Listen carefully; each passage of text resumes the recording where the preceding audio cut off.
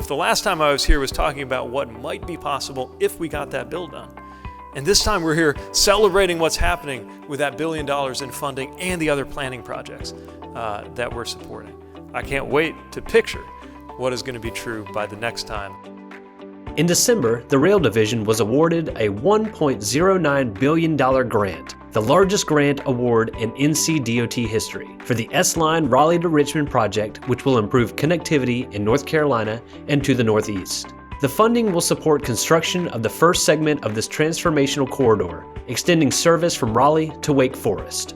The division was also awarded $3.5 million in federal grants for 7 rail corridors throughout the Federal Corridor Identification and Development Program. These funds will be used to begin developing new passenger rail services to popular North Carolina destinations like Asheville, Winston-Salem, Fayetteville, and Wilmington, as well as connecting to other states. NC by Train broke numerous records in 2023. In July, NCDOT launched a 5th round trip between Raleigh and Charlotte, with special stops at events like the North Carolina State Fair and Lexington Barbecue Festival in October. The rail service had its highest ever monthly ridership, carrying nearly 66,000 passengers.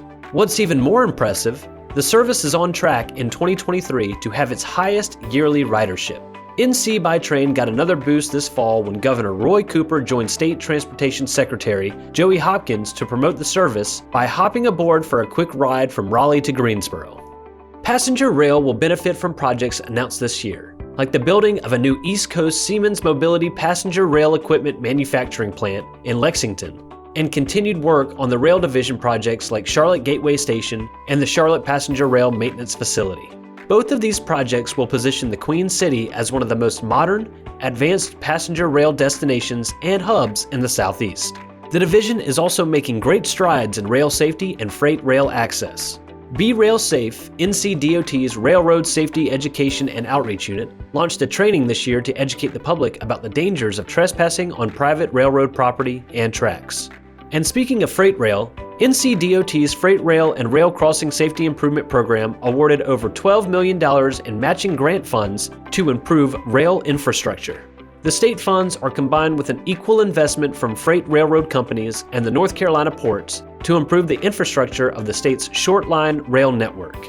Doing so creates a more balanced, environmentally sustainable, and economically beneficial supply chain network.